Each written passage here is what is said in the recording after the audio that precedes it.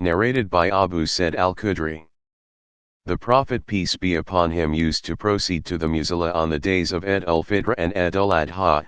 The first thing to begin with was the prayer, and after that he would stand in front of the people and the people would keep sitting in their rows. Then he would preach to them, advise them, and give them orders, khutbah. And after that, if he wished to send an army for an expedition, he would do so, or if he wanted to give an order, he would do so, and then depart. The people followed this tradition till I went out with Marwan, the governor of Medina, for the prayer of Eid al-Adha or Eid al-Fitr. When we reached the musalla, there was a pulpit made by Kathir bin As-Salt.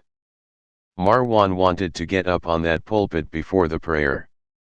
I got hold of his clothes, but he pulled them and ascended the pulpit and delivered the khutbah before the prayer.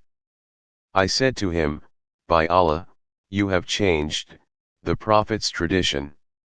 He replied, "O Abu Said, gone is that which you know." I said, "By Allah, what I know is better than what I do not know."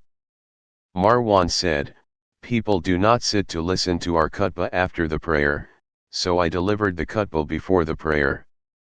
Narrated by Abdullah bin Umar. Allah's Messenger peace be upon him used to offer the prayer of Eid al-Adha and Eid al-Fitr and then deliver the khutbah after the prayer. Narrated by Ibn Jurayj. Atta said, Jabir bin Abdullah said, the Prophet peace be upon him went out on the day of Eid al-Fitr and offered the prayer before delivering the khutbah. Atta told me that during the early days of Ibn Zubayr, Ibn Abbas had sent a message to him telling him that the adhan for the Eid prayer was never pronounced in the lifetime of Allah's Messenger peace be upon him, and the khutbah used to be delivered after the prayer.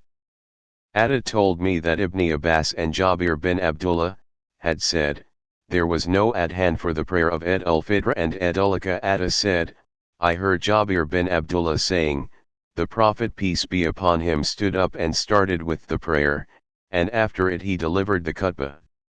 When the Prophet of Allah peace be upon him finished the khutbah, he went to the women and preached to them, while he was leaning on Bilal's hand.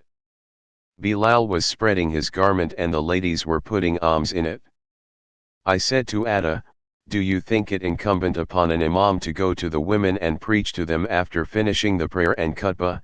Atta said, no doubt it is incumbent on imams to do so, and why should they not do so?